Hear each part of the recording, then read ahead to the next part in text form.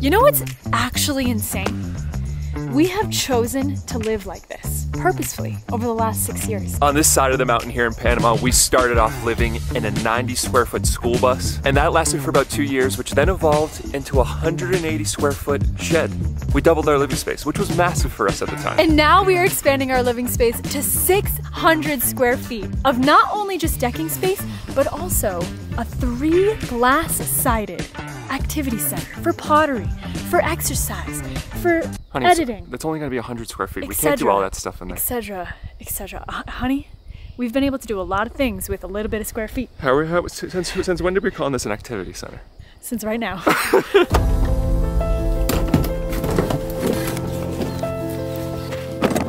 This whole deck is elevated about 3 feet off the ground, so we still have to do some verticals coming up off of the footer. So I took a laser over there, and all I'm doing is taking the tape and seeing where the laser hits, and that's what I'm gonna cut the vertical to. This is the hardest part about using the laser. Wait, your head's in the way. Oh, it's right there, I see it. You see it? I caught it. It's so faint. 77.6 is what I have right there. Ah! This is why we need a backhoe, honey. Look at it, they're a little pricey, but I think we can afford it if you just stop eating organic food for a year. We don't get fat for this reason. If we get it backhoe, we're just gonna be sitting on our butts all day.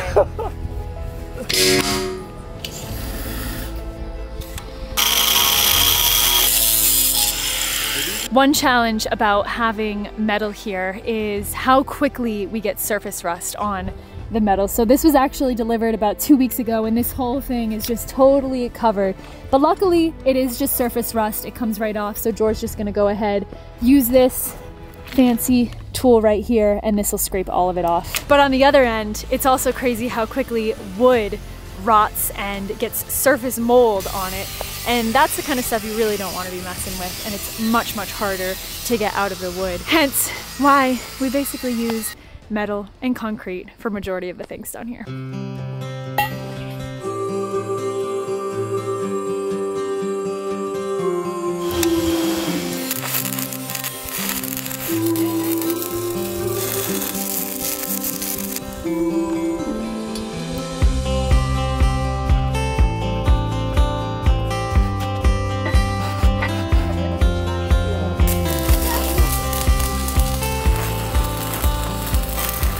There was this. You may have lost your way. Okay. Don't judge this one. Judge that one. Oh, judge it, man. It's been a while, alright? I'm a little rusty. You can't look at me weld, and you can't breathe it in because it's bad for you to breathe it in, okay? But you can watch me put my helmet on and get all ready to. Sadie's having a bit of a hard day today. Today's a mama day. Today's I want to be with mama all day. But unfortunately, mama's got a weld. I gotta do some welding.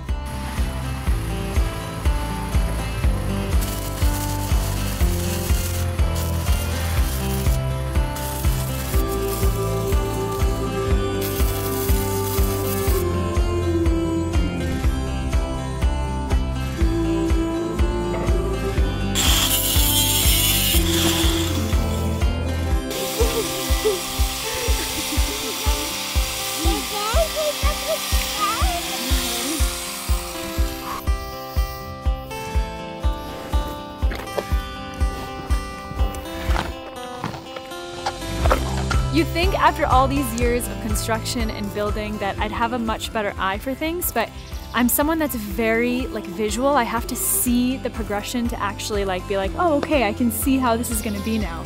And finally, I feel like after having this last row up, I can actually visualize what it's gonna look like, and I'm getting very excited.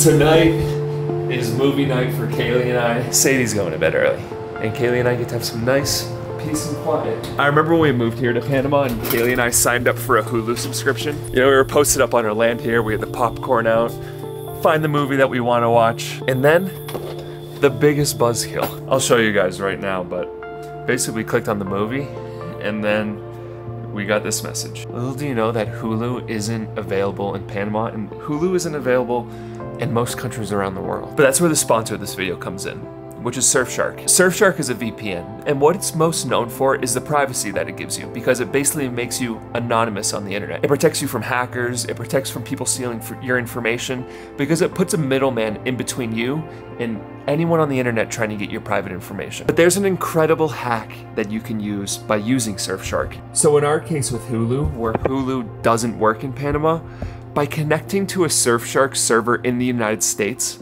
Hulu thinks we're in the United States. So all we have to do is connect to this network in Bend, Oregon, and then Hulu works. My phone and my laptop are always running Surfshark in the background.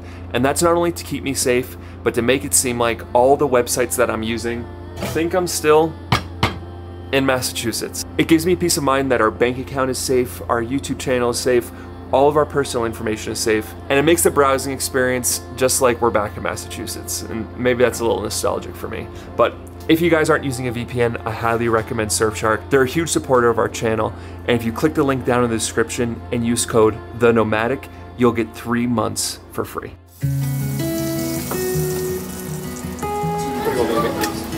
Really? Please. Well, I just made you something special. Do you want it? Little, okay? Perfect. So this morning's gone pretty interesting. And I know Jordan's probably not gonna want to talk about this, but sweetie. I just want you to worry. I'm past the worry phase. I've contacted Poison Control on the interweb, and it says he's gonna be just fine. I was siphoning gas because we had 2-year-old gasoline in a generator, and I was siphoning it out and I swallowed a bunch of it. The second he told me, I'm like, we need to go to the hospital, like right now. But on the bright side of things, we're getting back to it, and we have a really good system in place today to make some serious headway. Iberto and Enrique are over here on caballo duty. Making caballos is extremely time consuming because you have to take these two C pieces of metal, connect them, and then weld them all the way down on both sides, and we're gonna need a lot of those. So they're gonna be helping us with making those today. I'm pretty excited to not be carrying these super heavy 3/16 of an inch thick steel beams around anymore. The next time that we'll be doing this, we'll have a backhoe. Honey? Which will be great.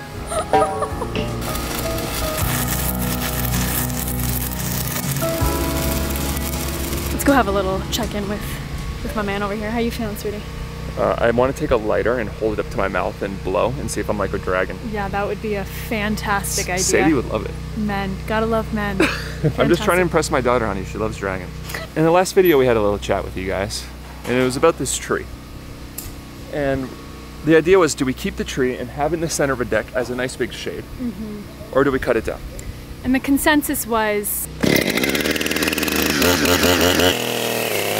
this is a nettle tree, and this is as big as it's gonna get, which means, listen, I'm cool having a tree for shade, but I don't want to be walking into these branches every day of my life. so unfortunately, this sucker's going down. So right when we left to go back to the States about 2.5 weeks ago, there was about 11 eggs that we had just left there. We wanted to see what would happen if nature did its thing. And there's one that is starting to crack. So we may have some baby chickens within the next couple days. I think we may have some baby chickens now. No, it's not in there yet. No, are you sure? This, oh, whoa.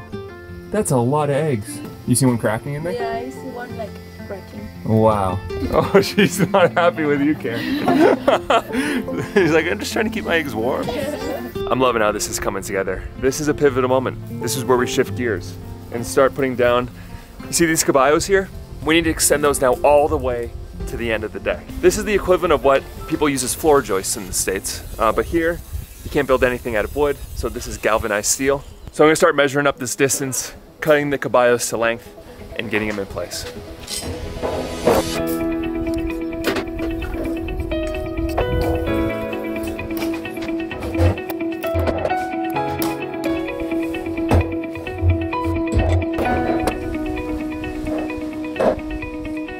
Okay, spacing these 12 inches apart, which puts it 16 inches on center.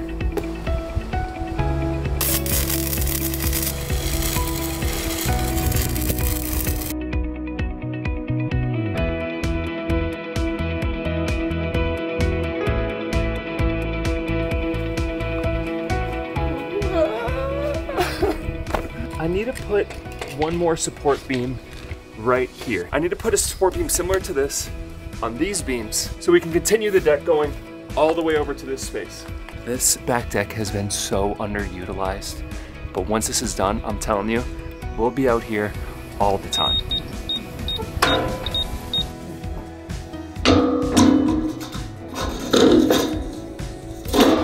All right, now let's just give this a little test. We want to see this caballo be flush with this right underneath the decking board's perfect. That means that when we lay the floor joist going across, this part of the deck will be exactly level to these boards that we've already put down. And now we just need to weld it in place.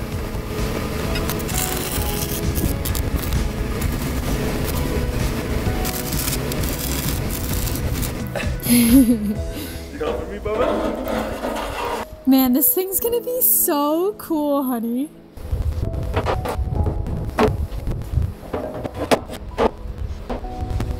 Look at this, you guys. Are you kidding me? This thing is gonna be awesome. Being able to stand right here and look out at our two little tiny houses and then have another one over there. This was everything that we wanted. This was the vision when we first started building this workshop, and just to see it all now in its final stages and just be so close to the finish line. Oh man, I'm so stoked. I want to show you what I built for you. You want to see? See how big it is? And then we're gonna put these boards all across so we can walk the whole way and do all kinds of activities. We could maybe even put your jumpy house up on here. You wanna put your jumpy house up here later? Did jumpy house go on the grass? You want it on the grass? Now we're starting the most intimidating part of this whole deck build. And that's the little tiny house that's gonna go right here. It's a 100 square foot tiny house activity center. And the thing that's gonna make it the most challenging, or maybe the most worrisome, is we're gonna have the tiny house overhang off of the deck 2 feet on either side. This is one of those things that I just wanted to do so bad, but I'm not a structural engineer. So what you don't know, you just don't know. So the idea with this overhang is all about gussets. So you can see this angle here, this 45. This is what's gonna support the overhang of this tiny house. Now the thing that I feel good about is this whole structure is gonna be made almost entirely out of glass. So other than the main supports, it's gonna be pretty light. Lots and lots of gussets. When you're getting your pump on. We can't pump over the gussets. When I'm getting my pump on. Yeah, when you get pumped up in the activity center. With the weights. Yeah. When I'm doing my squats. You can't squat. No all of a sudden squat. the whole house just Well, could we at least have a shelf where I keep all the clay? Is clay too heavy for over the gussets? How much does clay weigh?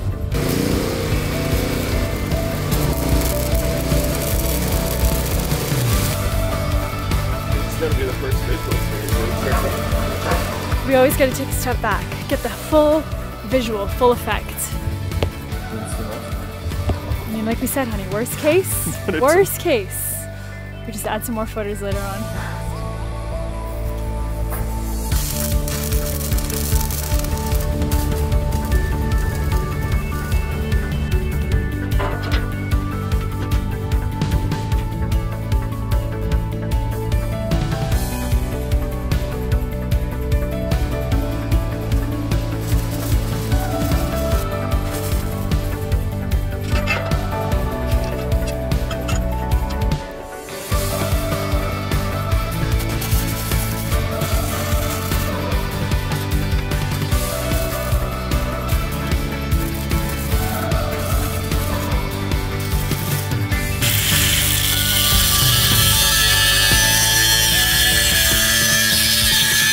It's getting dark so quick.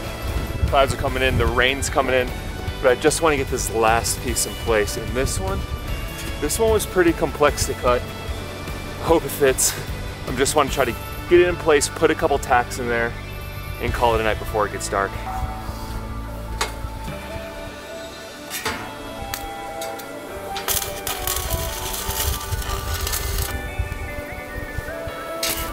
Oh, I can't see anything. My map is totally dark.